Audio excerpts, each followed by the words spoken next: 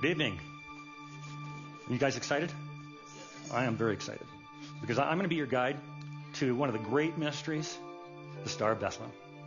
This has been a mystery for 2,000 years since the original events, and people have wondered about it for centuries, whether the star was a real event or whether it was something made up by the early church.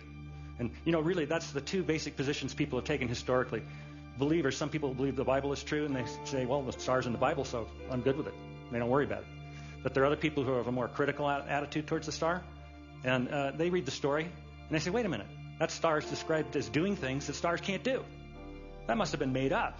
It's a myth created by the early church to add weight to the name of Jesus of Nazareth.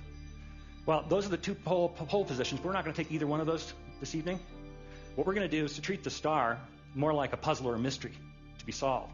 And we're going to go through the Bible and find all the clues we can there, and we're going to compare those against the facts we know from history and see if there's a matchup. And I think you're going to find this completely fascinating. Before I get off into the whole presentation, though, I always like to tell people how I came to do it. So most people want to know that anyway. I'm not an astronomer. I'm a lawyer. And so it's kind of strange that I'm doing this thing at all.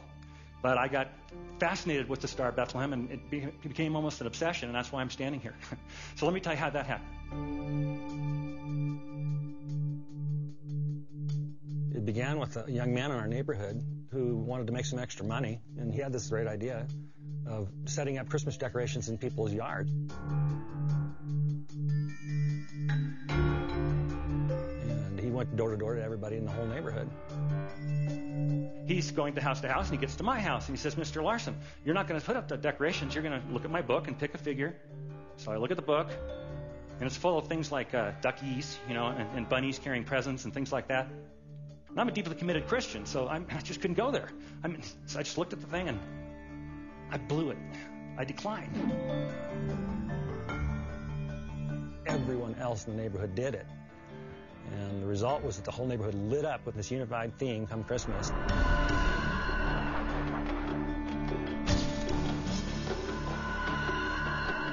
People were driving in from out of town to drive through our neighborhood real slow, 5 miles an hour, all the kids looking out the windows and all that stuff.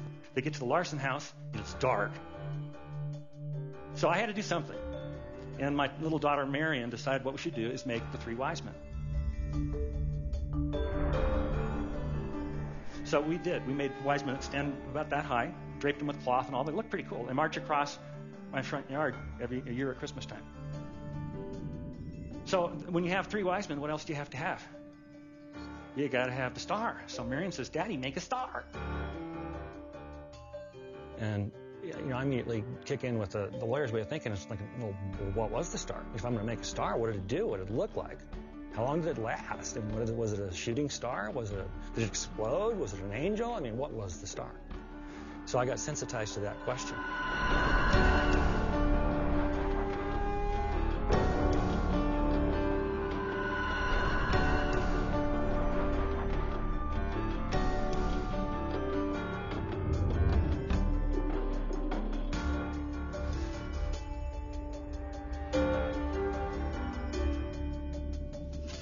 Next thing that happened is I came across an article by a PhD astronomer that took the position the star was a real astronomical event. Fascinated me. Read the article. Most of it just went right over my head, because I'm not an astronomer. Didn't really understand it, but I kept it. and I actually put it aside and intended to look at it every year, just as almost like a Christmas tradition is what I was going to do. And I always thought in the back of my mind, someday I'm going to puzzle that stuff through. Astronomer or no, I'm going to figure that out.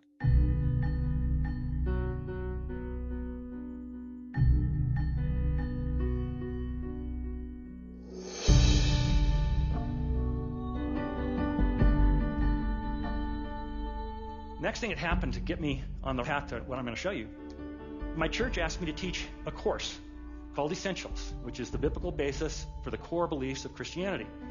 And so I'm writing the curriculum for Essentials, and I decided, well, why not put in just a little section in the Essentials course about external evidences, meaning things outside the Bible that tend to show the Bible is true.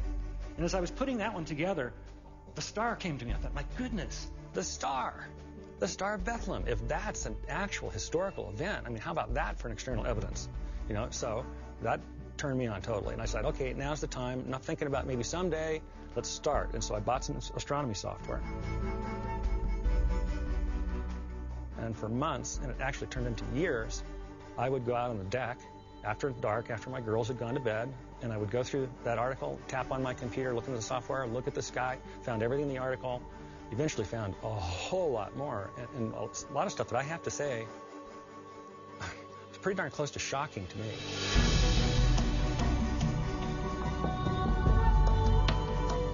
In fact, the presentation, when I first gave it to the Essentials class, basically dropped every jaw in the room. So I thought, well, maybe I'm going to have to show it to more people. So I decided to show it to my entire church. Same reaction. Then other churches started asking me. Pretty soon I'm getting requests from all across the country and even overseas. And I'm winding up going to Slovakia and Italy and all these places presenting the star because the interest is so high. It seems strange to me that he would ask somebody who's not formally trained in astronomy to do such a thing. But I guess maybe that's just the way he works. When people seem weak, then he gets the credit. It's basically taken over my life. Not really complaining, but it's a very big surprise to me what's happened with it. You might wonder, if the star is a real astronomical event, why are we just hearing about it right now? I mean, why isn't it all disclosed in history books? Why haven't you already heard about it? Didn't you wonder about that? I wondered that. When I began finding all this stuff, I wondered, why are we finding this stuff out now? So let me explain that a little bit. There's several reasons that I want you to know. First, we couldn't really know what the ancient skies looked like before we discovered the math behind the movements of the solar system. That happened in the 1600s. Anybody know who discovered how the solar system works? You hear Copernicus. Copernicus figured out that the sun was the center instead of the earth. The guy who figured out the actual math that drives the planets, that was Kepler, Johannes Kepler. And Kepler puzzled out the 3 laws of planetary motion in the early 1600s. Now, those laws hold today. They're math, and they're the same laws that NASA uses and the ESA uses to predict where planets will be. When they launch a rocket and it has to travel for 13 years to get someplace, they know where the celestial bodies will be because it's all like a great clock. It's extremely regular. It's mathematically precise. Kepler discovered that in the 1600s. Before that, we couldn't calculate what the skies looked like in past times. But with Kepler's discovery, we can. Kepler discovered the math, but he did have a problem. I mean, math was laborious back then. It was done in your head or on paper, and you have a lot of calculations if you're trying to calculate the appearance of the night sky and all the stars in it. I mean, that's a lot of work. And the man used, a quill pen and some vellum probably, and probably took a long time for him to draw a chart. Now, it would be accurate. His math was excellent, and he'd have an accurate picture, but it would be a snapshot. And if he calculated the appearance of the sky on the wrong day, or the wrong week, or the wrong hour for that matter, he might totally miss something very significant. But that all changed, today. I mean, that's one of the reasons why we're hearing about the star now, because we've taken that math and put it into software. You can see the night sky from any place on the surface of the Earth at any time in history in an instant. And it's so fast you can animate the sky. Kepler was a religious guy, and so the first thing he did, once he discovered these laws, he starts cranking those laws trying to find what? The Star of Bethlehem. He wrote 2 books on it. But Kepler missed the star. And the reason he missed the star is he was looking in the skies at the wrong years. Here's the problem. Kepler had a mistaken understanding of first century history. He thought a very important man died on a certain date, and he was just wrong. The very important man was King Herod, the same King Herod who tried to kill the baby Jesus. So obviously Herod was alive when Jesus was born, and Kepler believed that Herod died in 4 BC, and so he only looked in earlier years. He looked in 5 and 6 and 7 BC for the Star of Bethlehem. When you look in those years, you don't find much. It turns out that Kepler was taking his information from the writings of one Flavius Josephus. Josephus was a Jewish scholar. He wrote at about the same time that Jesus was on earth, and he wrote Jewish histories. And from the Josephus writings, it's possible to infer the date of Herod's death. I use that word infer because he didn't use our dating system, our calendar system, so he couldn't just say 4 BC. But you can infer the date of Herod's death from Josephus' writing. Kepler thought that inference should be 4 BC. But we have new knowledge. A man took an interest in this question of when Herod died, and this gentleman went and looked at manuscripts from Josephus. He looked at in the British Museum and our museums here in the United States, and he found that all of the oldest manuscripts, every one that dates before 1544, all of them are consistent with Herod having died in 1 BC. Some kind of a printing or copying error or something crept in and propagated from there. And so actually, if you have a copy of Josephus on your shelf right now, it's probably going to be a 4 BC copy because it propagated widely. But all the early manuscripts, are consistent with Herod having died in 1. And that opens up the possibility for us to look in the years 2 and 3 BC for the star. And when you look there, the sky explodes.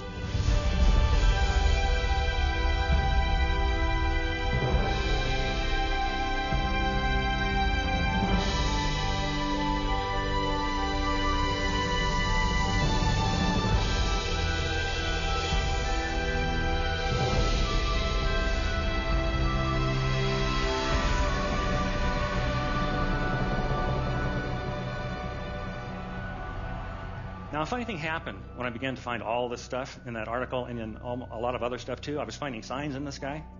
Funny thing happened. I got cold feet. And I decided, I got to quit this. Let me tell you why. My parents are relatively conservative Christian people.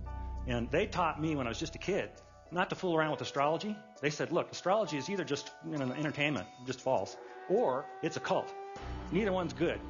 And so they advised me just to stay away from astrology. Okay, so I'm outside on the deck, tapping away on my computer, finding all these signs, right? I'm thinking, wait a minute, am I becoming an astrologer? That's when I shut down all the astronomical research for a time. I literally didn't do any more at all. I instead went and did an extensive Bible study on the stars in the Bible because I wanted to know, is what I'm doing okay? I mean, is it okay to look for signs in the sky, or is this weird? Let's go to the stars in the Bible. And we're going to learn that God takes credit for the constellations, takes credit for the stars. What's the oldest book in the Bible? Anybody know? Probably Job. There's not complete agreement on that. There's some disagreement, but Job is likely the oldest book in the Bible, and most people think that Job was written before Abraham was called out of Ur of the Chaldees, before the founding of the Jewish nation. So it's an ancient book. And isn't it interesting that in the very oldest book of the Bible, we're already talking about stars, and God's taking credit for them. Let's have a look. In Job 9, Job is talking. He says, God is the maker of the Bear and Orion, the Pleiades, and the constellations of the south. Later in the book, God is putting Job in his place, and God says, hey, Job, can you bind the beautiful Pleiades? Can you loose the cords of Orion? Can you bring forth the constellations in their seasons? Answer, no. He's saying, Job, I made the stars. I made the constellations. I'm running the show. I'm controlling it all. So here's God taking credit for the constellations and stars. Let's have a look and see what Isaiah says. Isaiah writes, lift your eyes and look to the heavens. Who created all these? He who brings out the starry host one by one and calls them each by name. Incredible. He brings them all out. He has a name for all the stars. Anybody in here ever seen a Hubble Space Telescope photograph? Raise your hands. I'm curious. Almost everybody has, but not everybody has. I'm going to show you one to make the point.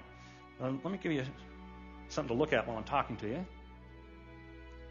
That's the Tadpole Galaxy, and I'll talk about it in just a second. Hubble, if you don't know, I call it a space telescope because it rides outside of Earth's atmosphere, so it doesn't have to look through our smog and haze and pollution and clouds, for that matter. It's out in the vacuum, and so it sees very clearly into very deep space. And since Hubble has existed, we've been able to learn so much about deep space that we didn't have any clue before. For example, we have learned that there are at least 100 billion galaxies the size of our own Milky Way. And each of those galaxies has at least 100 billion stars in it. Feel small yet? This is the Tadpole Galaxy. And I'm showing it to you. I think this is pretty, but also because I want you to see all these little dots. If the room was darker, you'd see yet more. But all these little dots here, that you might mistake those for stars. Those are not stars. Those are galaxies. Each one of those has at least 100 billion stars in it, just like our Milky Way. Now, does that make the universe huge from God's perspective? I don't think it necessarily does. See, because numbers can be very confusing. They can be misleading. My biologist friend of mine told me that I have 100 trillion cells in my body, not billion, trillion cells in my body. Does that make me huge? No, I don't know. It depends on your frame of reference, doesn't it? So we don't know if God thinks the universe is big. God may say, the universe. Where did I put the universe? He calls them each by name. Because of God's great power and mighty strength, not one of them is missing. What does it mean to be missing? It means to be out of place, not where you belong. You mean all the stars, hundreds upon hundreds of billions of stars, are right where God wants them? That's what Isaiah is saying. Now I'm going to show you something that David has said. The thing that makes me just love him is his nickname in Scripture. You know what he's called? He's called the man after God's own heart. I hear that and I'm thinking, oh man, I want that. You know, wouldn't you like to be a person after God's own heart? I mean, love the man, love him. Now, you probably have read this next psalm I'm going to put up here, but you read it wrong. I want you to read it my way. I want you to read it for the verbs. David writes, the heavens declare the glory of God. The skies proclaim the work of his hands. Day after day they pour forth speech. Night after night they display knowledge. There is no speech or language where their voice is not heard. Their voice goes out into all the earth. Their words to the ends of the world. Now, isn't it interesting that David chooses verb after Hebrew verb, all different, to say that the stars communicate? Fascinating. Now, in Romans, Paul is asking a rhetorical question. The rhetorical question is, did the Jews know the Messiah had come? Paul's kind of shocking answer was, yeah, of course they knew. But what I like is the structure of his argument. Look at his argument. Paul says, faith comes from hearing the message, and the message is heard to the word of Christ. But I asked, did they, my people, the Jews, not hear? Of course they did. And then he quotes David. He says, their voice has gone out into all the earth, their words to the ends of the world. Let me just paraphrase that now. What Paul is saying, yeah, the Jews, my people, knew the Messiah had come because the stars told them. Now, do you make that argument unless something interesting has happened in the sky? You don't make that argument. So obviously something did happen in the sky. What was that? That's what we want to know. That's what we're trying to find out. This last authority is Jesus. He says there will be signs in the sun, moon, and stars. So is it okay to look for them? Well, I guess so. I guess so. But Mr. Larson, aren't you trying to play it both ways here? I mean, you say astrology's bad, but it's okay to look for signs in the sky? How does this work? You know, you can't have it both ways, Mr. Larson. Oh, yes, I can. I'm a lawyer. I can make a distinction, right? Okay, and my distinction, I'm going to call a thermometer distinction. It's a metaphor, of course, and thermometers, everybody knows how they work. They can tell you if it's hot or cold, but they can't make you hot or cold because they're not active agents. They're indicators. That's how the Bible treats the stars. It was very reassuring. I quickly found out in that study that it's absolutely fine to look for signs in the sky. What's not fine is to think that the stars are running your life. That's astrology, and the Bible disagrees with that. In fact, there's such a distinction between astrology and what we're doing here that astrology was a killing offense in the Old Testament times. It was a capital offense. Okay, so we now know it's okay to look at the stars if we do it in the right way. Understanding they can be signs from on high, but they don't actually run your life.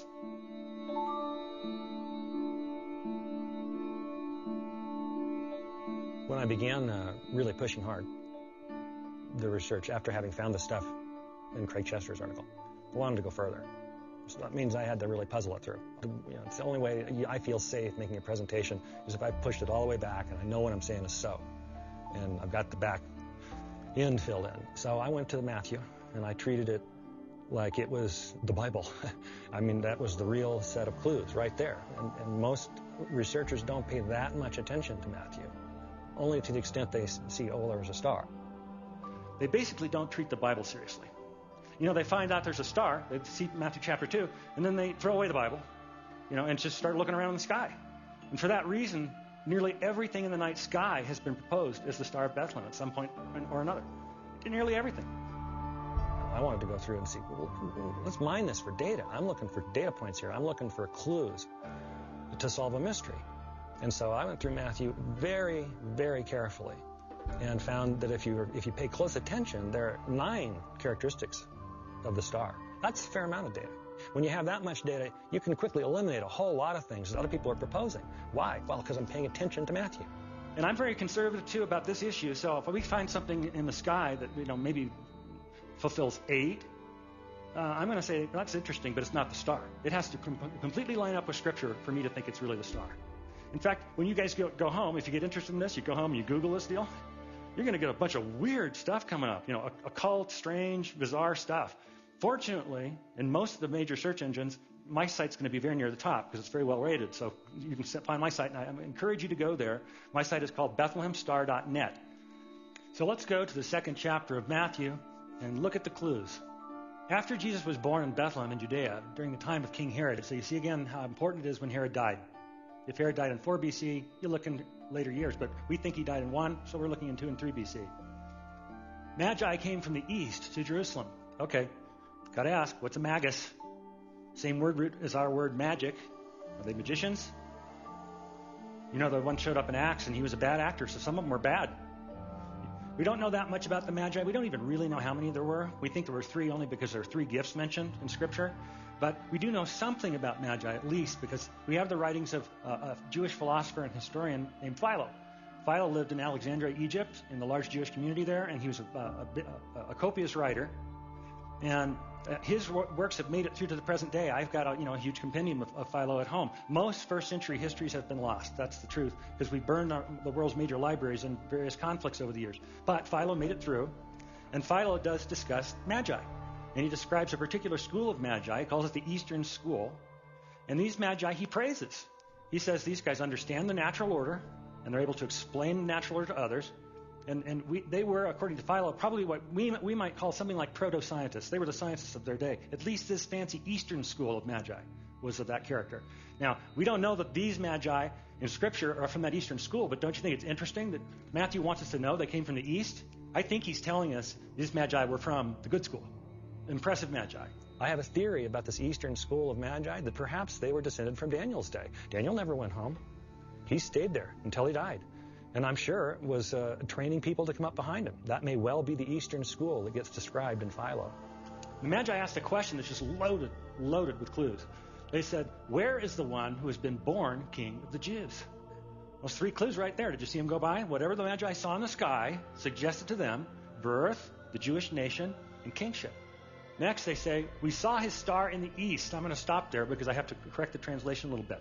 When it says we saw his star in the east, okay, sure, they were in the east, and so yes, they saw his star when they were in the east, but that's not the sense of the Greek. The Greek says they saw the star on Anatole, which means rising in the east, and that's a clue, because most stars rise in the east because of the rotation of the earth, of course, but not all stars do that, like pole stars don't. So that's another clue. And then they say, and we've come to worship him. If the Magi were, in fact, of Jewish descent, that would explain why they'd be looking for Jewish signs in the sky and why they would be excited enough at what they saw to get on their camels and ride 700 miles to Jerusalem. And it would also explain why when they got to Jerusalem, in addition to asking questions, they wanted to worship the Jewish king. Who wants to worship a Jewish king? Perhaps someone of Jewish descent. Watch Herod's reaction. When Herod heard this, he was disturbed, and all Jerusalem with him. Everybody who heard the story that the Magi presented was disturbed. That is a clue also. It's kind of a hidden clue. It comes back again in a few minutes, but let me just talk about that for a moment and tell you why it's a clue. I'll back into it by getting you to participate. How many people in here have seen the Milky Way? Almost everybody here. But here's the deal. The Milky Way is not visible in most parts of the country for several reasons, light pollution and air pollution being the 2 major ones. But in ancient times, they had neither problem. For example, they didn't have bright lights like this. The brightest thing anyone ever saw at night was a flame. So their eyes were adjusted. Plus, they didn't have air pollution, which cuts down visibility. They didn't have smog and stuff like that back then. As a result, they all had seen the Milky Way. Everybody had seen the Milky Way. And were familiar with the stars and the constellations and all because the star, they were perfectly available to the naked eye, unlike most of our cities. Another reason they knew about the stars is it's a hot, arid place to live in the Middle East. And in the summertime, people used to sleep on their roofs. That way they got off the street level for a little bit of security and got out of the hot house and just could lay there in the relative cool. And as you lay there on your back, what are you seeing? I mean, the internet, like you people? No, they're looking at the stars all night, every night. As long as they're up, they're seeing stars. And so people understood the sky. Now, here's why that's a clue. When they heard about the star from the Magi, they were shocked. That's a kind of clue, and I'm going to come back to it in a minute. It appears twice. When he had called together all the people's chief priests and teachers of the law, he asked them where the Christ was to be born. Now what's going to happen is his chief priests and teachers, they're going to quote the ancient prophet Micah. And it's a fateful prophecy, too, that Micah makes. In fact, if Micah hadn't made this prophecy, Herod wouldn't have killed all the little babies in Bethlehem. The king's experts say, in Bethlehem in Judaea, they replied, for this is what the prophet Micah has written. But you, Bethlehem, in the land of Judah, are by no means least among the rulers of Judah. For out of you will come a ruler who will be the shepherd of my people Israel. That's how Herod decided to kill the babies. Then Herod called the Magi secretly and found out from them the exact time the star had appeared. That's the second time one clue is coming by. He doesn't know when the star appeared. He had to ask. That's an important clue. And then the next clue is that it's associated with an exact timing. Okay, we're building up our 9 points. He sent them to Bethlehem and said, go and make a careful search for the child. As soon as you find him, report to me so that I too may go and worship him. After they had heard the king, they went on their way, and the star they had seen in the east went ahead of them until it stopped over the place where the child was. 2 more clues. It went ahead of them as they went from Jerusalem to Bethlehem. Let's do that one first. You may not know the geography of Israel. You don't need a map. You don't need a star. You don't need a guide to find Bethlehem from Jerusalem. It's 5 miles south on the main road. You can see Bethlehem from Jerusalem. So it's just 5 miles south, so we know the star, whatever it was, had to be ahead of them as they were headed due south. Okay? Oh, you know what else? There's another clue I have to pull out of this for you. Remember that they saw the star when they were in the east, and then they traveled to Jerusalem, and then they saw the star still? That means the star endured over time. And then here's the tough one. Here's the toughest of all the 9 points. Until it stopped over the place where the child was. Can a star stop? You wouldn't think so, but it can and did, and I'm going to show you. You now know more about the star than any of your neighbors. I promise you, you now know the 9 points that identify the star. So I'm going to give you a little quiz here. Don't worry, you'll do great. First, might the star have been a shooting star, meteorite? No, I agree with you. Not. Well, why not? There are probably 6 or 8 reasons why. Doesn't stop, right? Shooting stars don't do that, right? Gone for 2 seconds. Okay, what about, if it's not a shooting star, what about comet? I'll answer that one for you. Comets are a better candidate because they rise in the east like other stars. They endure over time. They can be spectacular. Some of them have tails that could be taken to point. That's kind of cool. But I don't think it was a comet. I got basically 3 reasons for thinking that. First one is kind of soft science, but it's just the fact that from the earliest recorded human history, and by that I mean cave paintings, from the very earliest times, comets have been omens of doom. That's how humans conceive of them, because they operate outside the normal system. They come from nowhere, it seems like. So in the earliest cave paintings, if there's a comet in there, in the cave painting, all the animals are running from it. And even in the 20th century, even as far as that modern time, people still thought comets were omens of doom. The first time Halley showed up in the 20th century, all the churches packed. Everybody thought, the world was ending. So what I'm thinking is probably wasn't a comet. I mean, would God choose an omen of doom to announce the coming of Messiah? I mean, I don't know. Maybe. It doesn't seem likely. But there are other reasons not to think it was not a comet. Several ancient cultures kept excellent astronomical records, notably the Chinese. You go to the records, you look in the years 2 and 3 BC, which is our hypothesis, no comets. But the one that persuades me the best, the one that I think is the strongest evidence that it wasn't a comet, is that's kind of a funny clue, where Herod was surprised about it. Herod didn't know when the star appeared. He had to ask. And that's really fascinating to me because that just suggests that it may have been an ordinary thing in the sky that was striking when explained. When the Magi put it in context and said what was happening and had been happening for the last 9 months, I think that's what blew him away. Look, if a comet appears in that ancient culture where everybody sees the sky most and every night, are people going to know about it? Yeah, and it's an omen of doom. It's going to be the talk in town. I mean, everybody's going to be buzzing about it. So probably not a comet. Well, how about a nova, an exploding star? Now, they appear at a point in time. That's good. Last over time. They rotate. I should say they rise in the east.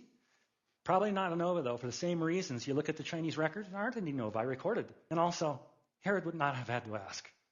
If the thing appears, everyone's going to know. So have we wiped out everything? No, we haven't. There's another class of things. We have one class of stars that we call wandering stars. Today, moderns call them planets, but that word comes from the Greek verb to wander. They're called wandering because they move around in the field of fixed stars. When you go outside and look up tonight, you're going to see just this huge canopy of stars. We often visualize it as a sphere over the earth. And those stars, most of them in that sphere, they move very, very slowly. Of course, it's really us that's moving, but the earth rotates, and it makes the stars appear to rise in the east and set in the west. Right? Most stars then are in the fixed class, but then there are the wandering stars, the planets. And the planets move around through the field of fixed stars. They do interesting things. So might one of these wandering stars have something to do with Messiah's star? Well, that's going to be our working hypothesis. Anybody tell me what's the largest planet in the solar system? It's Jupiter. Jupiter's named for the highest god in the Roman pantheon. It's a gas giant, we call it. It's the biggest planet by far. It's about 11 times the diameter of Earth. It's hundreds of times more massive. Runs in an orbit way outside of Earth. It takes about 12 years to get around the sun. So might Jupiter, which has been known as the king planet from ancient times because it's the biggest one, might Jupiter have something to do with Messiah's star? Well, that's going to be a hypothesis that we can test. Now, it's not going to be enough to have a kingly name. Jupiter's going to have to do some pretty peculiar things to satisfy all 9 points from the Bible. So did Jupiter do that? So now I'm going to take you and show you the starry dance. We're going to go to the sky and see what really happened 2,000 years ago. This program, incidentally, is it's called Starry Night, and it's a fabulous program. I'm only going to use it just a little here today to show you something spectacular, but if you're interested in astronomy, it's great stuff. Used widely by astronomers around the world. It is extremely accurate. It incorporates Kepler's 3 laws of planetary motion, plus Newton refined Kepler's work. He added something called perturbations, and that's all included in the software. So what I'm going to be showing you through these screens is not something that approximates what things looked like in ancient times. It's quite an accurate reproduction of the positions of the planets because we can actually calculate that. So we can view from any place we like. I'm choosing to view from Babylon because I believe that's probably where the Magi came from. That's the Eastern school. And now most everybody in this room knows that Babylon's in Iraq. People didn't used to know that, but now everybody's very familiar. It's about 60 miles south of Baghdad, right? And you can choose any time to view, and we're viewing 3 BC. It's September. This is the compass rose. It says east, and this red line is the path of Jupiter through the sky. I've turned it on just to make it easier for you to follow Jupiter. Now, when I animate the sky, what's going to happen is you're going to watch the screen increment. And it's going to kind of do it stepwise. And what's happening in between those steps is the program is running through all that math to make sure that exactly what you see is exactly what happened. So let's take a look. And we see Jupiter rising. Oh, cool, Mr. Larson. There better be more, right? Oh, yeah, there's more. I'm already messing with you, though, because there are actually 2 things here. Can you see the 2 objects there? Let me take you to another screen so I can enlarge it without messing this screen up. I'm just going to zoom in. And as I zoom in, you'll find that there are 2 objects there.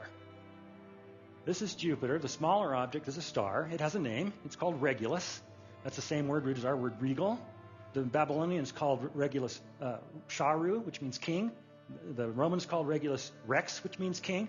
This is the king star. We now have the king planet and the king star coming into very close approach.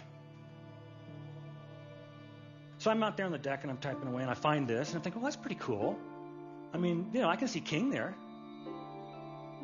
Well, that was interesting. It was. That was a conjunction. It was interesting. But it also made me suspicious, because, like I say, I'm a lawyer and I'm not an astronomer and I didn't want to be fooled. I don't want to find something that turns out to not have any significance at all. Maybe that happens every Thursday, So I started running the universe backwards and forwards, just trying to find out how often do these conjunctions happen.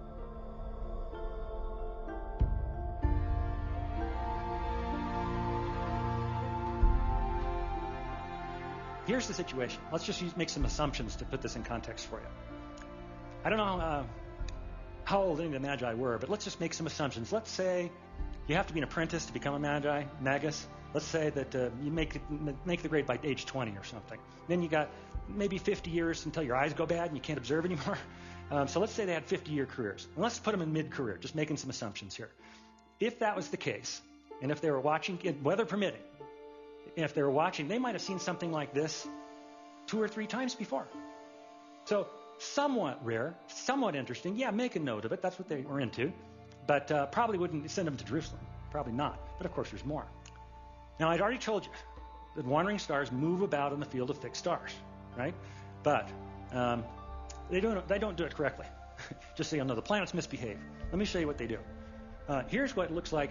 Here's what Mars looks like as it moves through the fixed stars. It moves along like you'd expect it to, but then it slows down and loops. Continues on a ways and loops again. Well, what's with that, Mars? That's pretty weird, isn't it? Okay. I mean, it's looping through the sky like that. That's exactly what it looks like, but of course it's optical. It's what astronomers call retrograde motion. Retrograde motion. It's caused by the fact that we're watching from a moving platform. Just like when you are driving your car and you pass somebody on the roadway, they appear to drop back. They're not really going backwards.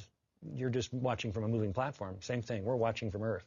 And so when Earth spins past another planet in its orbit, that planet may appear to act strangely, move backwards, retrograde motion. And Jupiter does that, of course. Jupiter's retrograde is very shallow. If I can get my star to go on. Jupiter goes like this. It slows up. It doesn't blink like that. And does a very shallow little circle. Kind of a little like that. Yeah, it kind of looks like a halo over somebody. So did Jupiter do that at an interesting time? Well, yes, it did. Let's take a look. I'll animate Jupiter and let it drop a tail so you can watch it.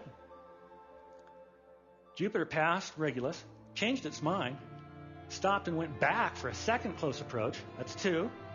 Passed Regulus again, changed its mind, and came back for a third close approach. Triple conjunction, much more rare, much more rare. And if you choose to see it, Jupiter has just drawn a halo or a crown over the king planet. Interesting. I can see king there, can't you? I can see king, right?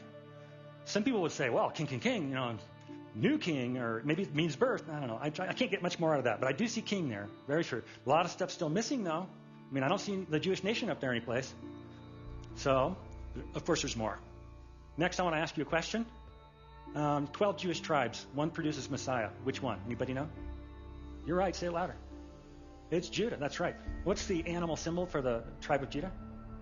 That's correct. Okay, good. Let me take you to the first book of the Bible.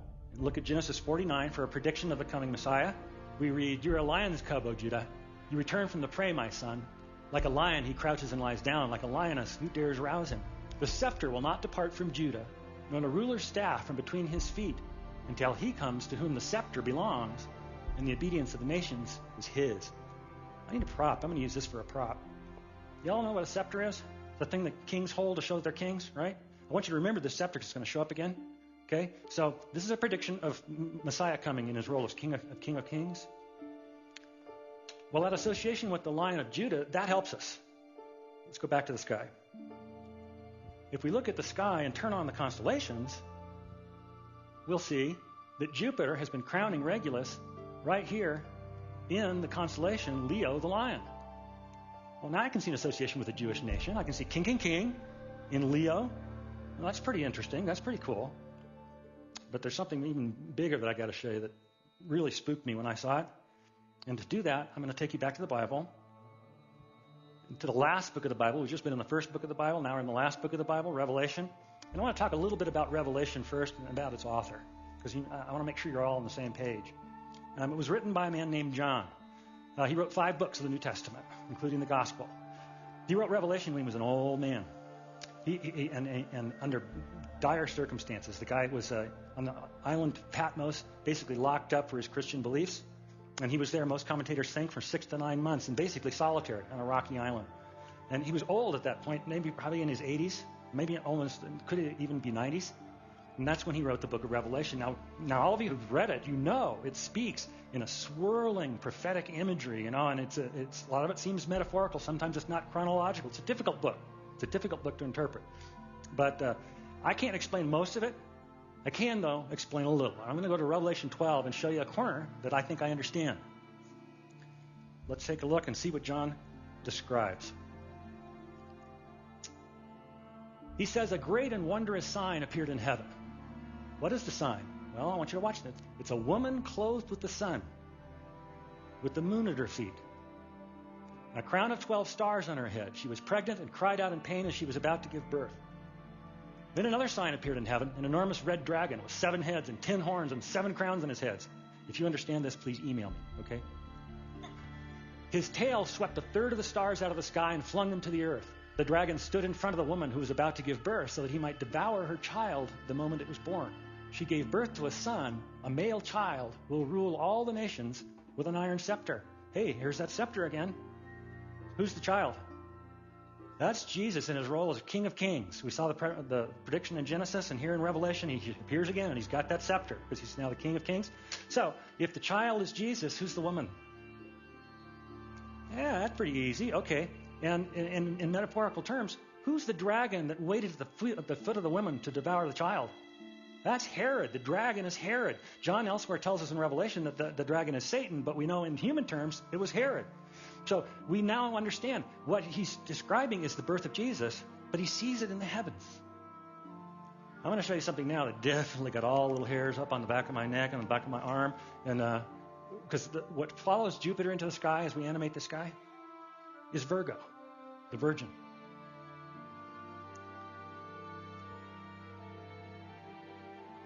And she's clothed in the sun. And she has the moon at her feet. It's just a crescent moon, a very small crescent, barely a visible moon. There's a reason for that. This is Jewish New Year, Rosh Hashanah. The sheer weight of symbolism in the sky on this day blew me away. In September of 3 BC, when Jupiter is coming in a close conjunction with Regulus, the king planet and the king star. That happening in Leo, the lion, representing the nation of Judah, the tribe of Judah. That rises in the sky, and behind it rises Virgo, the Virgin. And she's clothed in the sun. And she has the moon at her feet. It's exactly what John described in Revelation 12. It's what he saw in his vision. It's obvious. That got me. When I went on time forward and saw that rise and realized, oh my goodness, that's what John saw. There it is. That really let all the hairs come up.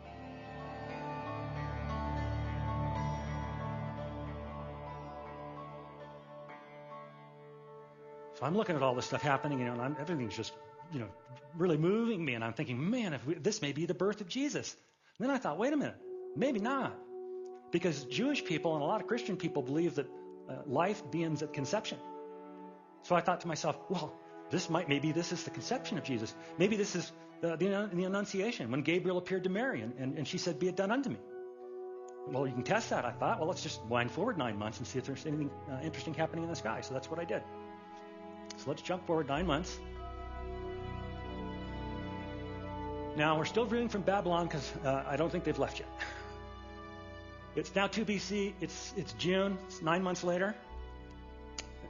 Jupiter has finished crowning Regulus in Leo and is now moving backwards through the constellations like it always does. I'm going to not the sunset because I need the sky to be darker.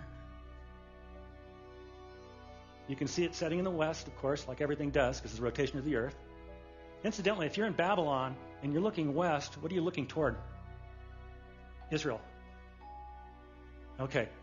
Now I'm going to show you something that you can see in any planetarium around the world. Even if they don't believe in Jesus or the Bible or anything, they're going to show you this at Christmas. Because all planetaria do Christmas shows. That's the only way they can get you in there, right?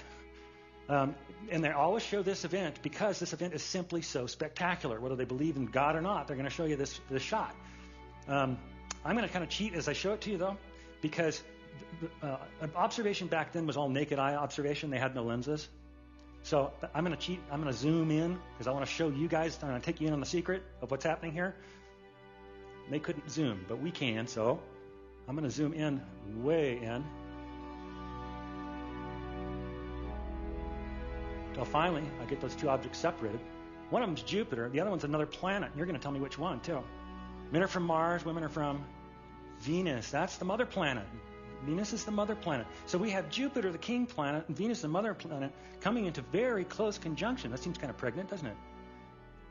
In fact, they got even closer than that. Let me wind time forward just a little bit. What I'm trying to show you is that they really stacked like a figure eight. So they didn't block each other's light. They added. What you had then was two stars stacked on top of each other, too close together to separate with the naked eye. And so to an observer, it appeared to be the brightest star anyone alive had ever seen. We know the math, and so I can tell you that no one alive had ever seen a star that bright. That was it. I believe the Star of Bethlehem was the brightest star. So we've seen the birth of a king in the sky. We've seen the brightest star. But now we have the issue of it being in the south. Remember when they were traveling from Jerusalem to Bethlehem, the star is said to have been before them, ahead of them. So it would have to be in the southern sky. So let's go back to the sky, see if Jupiter did that. They've now traveled to Jerusalem. It's November. I've given them some time for travel. This is south. Remember, Bethlehem is due south of Jerusalem. And then 7 in the morning, sure enough, there in the sky, in the southern sky, is Jupiter over the little town of Bethlehem. Now the hard part, though. Can a star stop? How can a star stop? That was a puzzler. Because we all know stars can't stop. I mean, physics and inertia prevent that. So I puzzled with that hard. I worried about that one until I realized that I had the problem upside down. I had it backwards. The problem is not that stars can't stop. The problem is that all stars are always stopped. I mean, they move like the hour hand on your watch. You can't see it. You know it's moving, but you can see it move. Well, if the problem is that stars are always stopped, what can Matthew have meant by saying the star stopped? And I thought retrograde motion, because of course stars do stop. Planets do in their movement through the field of fixed stars. They stop, they even reverse course. And that's how I think retrograde motion explains what the star stopping was. So did Jupiter do that? Let's have a look. I'll animate Jupiter and let it drop a tail. And then you see it, sure enough, Jupiter comes to a full stop and reverses course over the little town of Bethlehem. But I want to show you another screen that's more fun because I can throw dates with it. Now what I'm going to do on this one is I'm going to let Jupiter fly through the field of fixed stars, and it's going to throw off dates so we can tell when these events are happening. The first one there, I know it's small, I'll read it for you. It says 1030 of 2 BC. Now let's fly Jupiter. You see it moving through the fixed stars. That says 1125 of 2 BC, and it's slowing up. It's going to stop right about here, reverse course. The date when it stopped over the little town of Bethlehem, 1225 of 2 BC. Does that date sound familiar? Well, Mr. Larson, you mean they went down there on Christmas? Well, it turns out that's true. Am I saying that Jesus was born on 1225? No, I'm not saying that at all. Absolutely. In fact, I don't think anyone thinks that. No, what I'm saying is that is quite possibly the date of the first Christmas. Did it have any meaning to them? No, it had no meaning. The date had no meaning to them because they didn't even use our calendar system. I mean, but it does have meaning to us. It could well be assigned to us. Let me give you the chronology now. In September of 3 BC, Jupiter crowns Regulus in Leo. Up rises Virgo, clothed in the sun. New moon, birth at her feet, Rosh Hashanah, Jewish New Year. 9 months later, the biggest planet goes together with the brightest planet to make the brightest star anyone alive had ever seen. Where? Right over Jerusalem as it sets. The Magi ride. They get there sometime around November. They go to Herod and they say, we've seen the star. Where's the baby king? Herod says, Bethlehem. So they're leaving the gates of Jerusalem to go to Bethlehem, 5-mile trek. And they look up, and there's the star. There's Jupiter, right over this little town of Bethlehem. One of the guys, who's the guy who does the math for the group, he's going, wait. It's in full retrograde. It stopped right over the little town of Bethlehem. They ride down to Bethlehem on 1225, 2 BC. We know that's the date because that's when the star stopped. They're carrying gifts, remember? Frankincense, gold, and myrrh. They find the baby boy. Is he living in a manger? No. He's moved. He's in a house now. He's described in Greek as a paidion. He's a toddler. They find the baby boy, and they present these fabulous gifts to him on what turns out to be the first Christmas, 1225 of 2 BC. And now I've shared with you the Star of Bethlehem, but now I'm going to reveal something to you. It turns out in my studies, I find that the Star of Bethlehem is the beginning of what I think of as a celestial poem that ends at Christ's death. And to show you the full poem, I've got to take you to the day of the cross. I'm going to talk to you about Pentecost, but first I kind of have to give you some background so you'll understand. Jesus was killed at Passover. The next Jewish holiday is a feast. It's called the Feast of Pentecost. It's called Pentecost because it comes 50 days after Passover, so it's Pentecost. Now, Pentecost is a festival, and Jews who could afford to travel came from all the surrounding nations, came back to Jerusalem for this festival, so a lot of out-of-towners in town. Let's do the chronology of Christ's death. Remember, he dies on Passover, he's buried, He rises again. Bible says that he then appears to people on earth, stays around for 40 days. So he almost makes it to Pentecost, doesn't he? Then he leaves, and he gives instructions. And he says, stay here until you receive power from on high. So they do. The disciples stay in one place, and they're all gathered together. And Pentecost comes, and the weirdest things start happening. Something like a sound of rushing wind happens in the room where they are. Something like fire dances over their heads. And suddenly the disciples begin to speak in foreign languages, other tongues. People who are in town for the Pentecost feast hear the commotion. The crowd starts to gather. And these out-of-towners are hearing their own languages being spoken by a bunch of Galilean fishermen.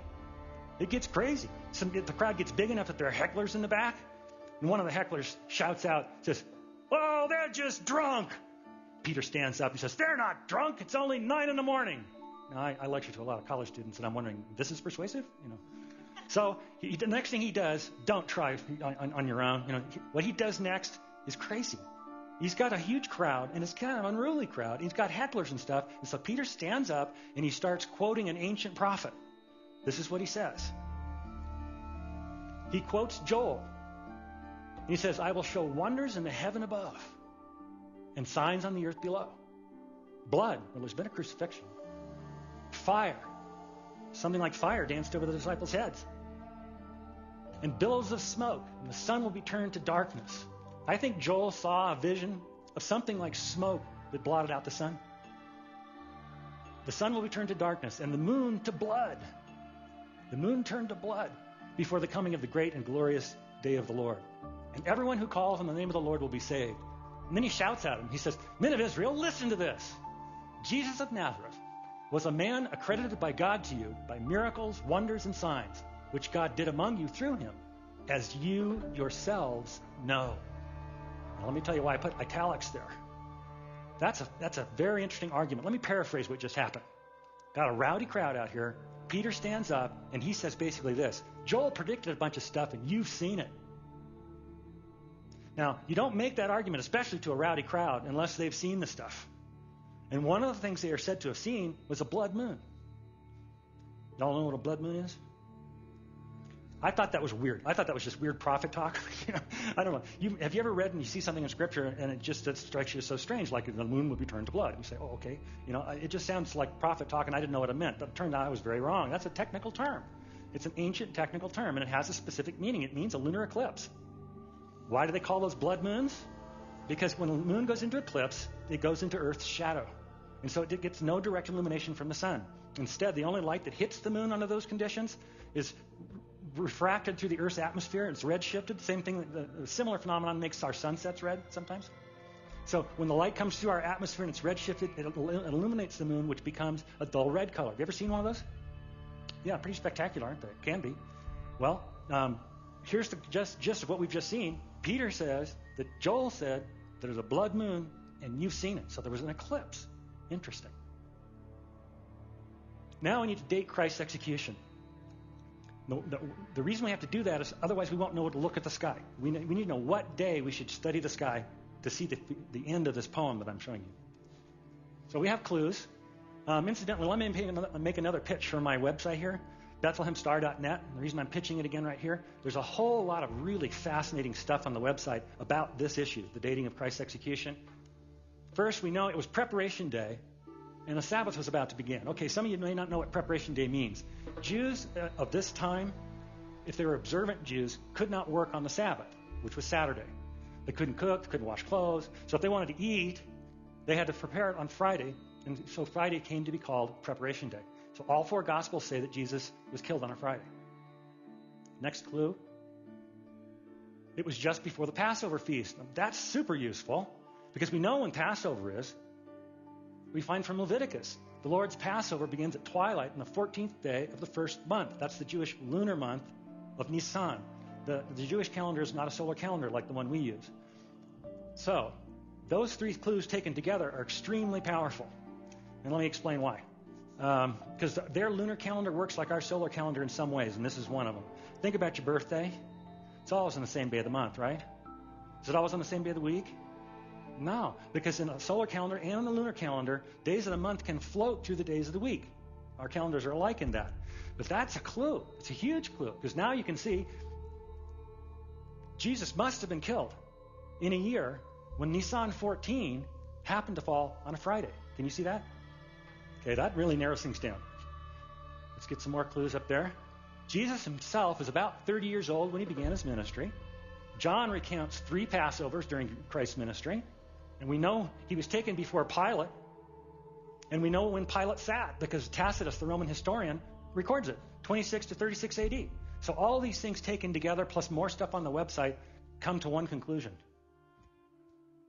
Only April 3 of 33 AD seems to fit all the lines of evidence. This is the day of the cross.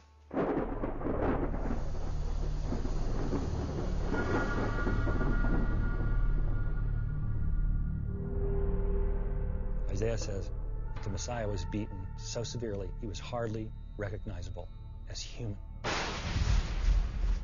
And in that state, they put him on the cross at 9 a.m. He only lasted about 6 hours. But while he was on the cross, all hell broke loose.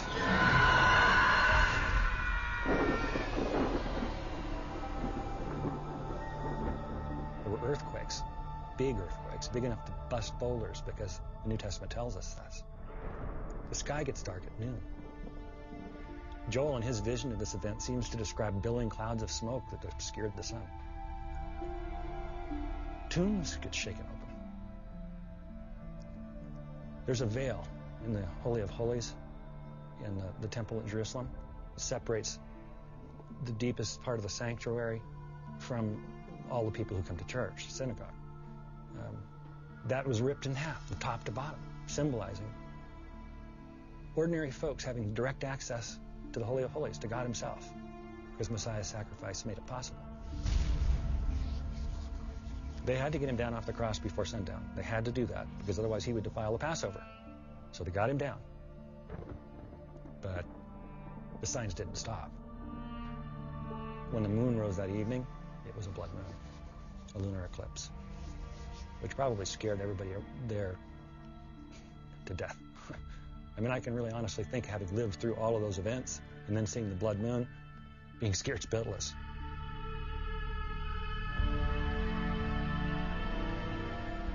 When the moon rises, it's already in eclipse. It's a blood moon. Now, I don't know what the Roman soldiers said when they saw that, but don't you know they were freaked out? I mean, seriously. After all these events during the day, and then the moon comes up and it's a blood moon, they're probably thinking, oh man, wrong side of this one. But there's more, and I want you to see it all. To show you what else there is, I need to take you back to Scripture. Because I want to get some data from Mark. I'm jumping around in the book, because all I want is the time of day. It was the 3rd hour when they crucified him, Mark tells us, and Mark counts from 6, so he's telling us he went on the cross at 9 a.m. At the 6th hour, which is noon, darkness came over the whole land until the 9th hour. And at the 9th hour, Jesus cried out in a loud voice, Eloi, Eloi, lama sabachthani, which means, my God, why have you forsaken me? And with a loud cry, Jesus breathed his last. Now, nobody wore wristwatches, but Jesus died at about 3. Let's go back to the sky. Now, can you see, if the moon rises in eclipse, that eclipse has to have begun beneath the horizon? If it's already an eclipse, okay. Well, of course, they couldn't look beneath the horizon, but we can. We have software. So I'm now taking you beneath the horizon. It's 2 p.m. Jesus is on the cross, and he's still alive. When I animate the sky, I don't think you're going to be surprised at what you see.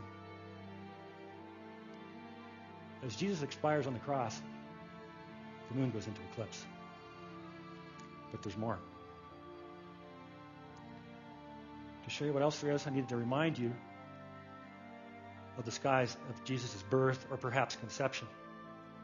Magnificent imagery: Jupiter crowning Regulus, in Leo, uprises Virgo, the Virgin clothed in the sun, new moon, Rosh Hashanah, spectacular. And now we turn to the sky of Christ's death and turn on the constellations. And you see the moon has returned to the foot of Virgo. But now it's a full moon, a life fully lived, blotted out in blood.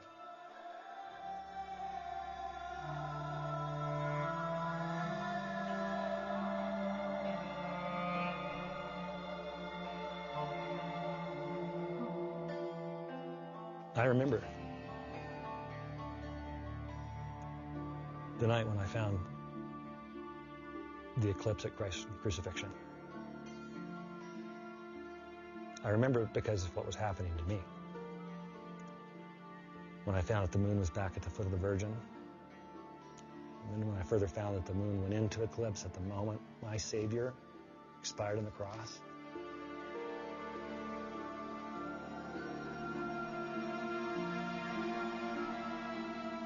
And I remember exactly what I said. I don't think I could ever forget it. I looked up at the sky and I said, my God, what did you do? Because this is poetry of terrible beauty. It showed me a side of God that I'd not seen. It showed me a God that would write poetry to record both the coming and the passing of my Messiah. And then he let me find it.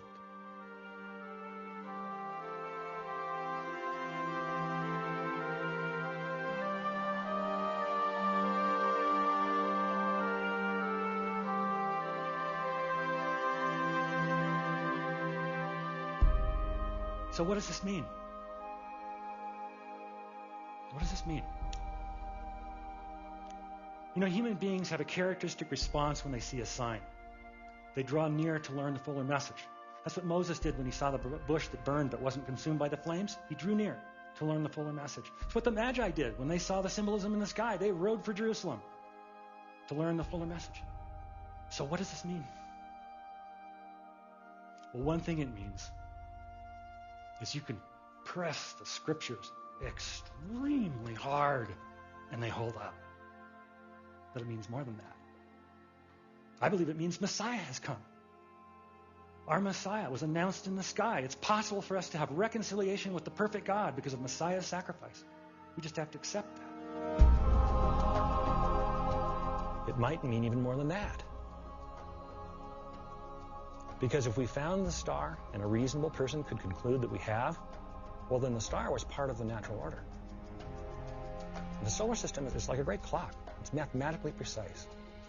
We know exactly what it looked like thousands of years ago. And if the star was a part of that great clockwork solar system and universe, that means it was a clockwork star.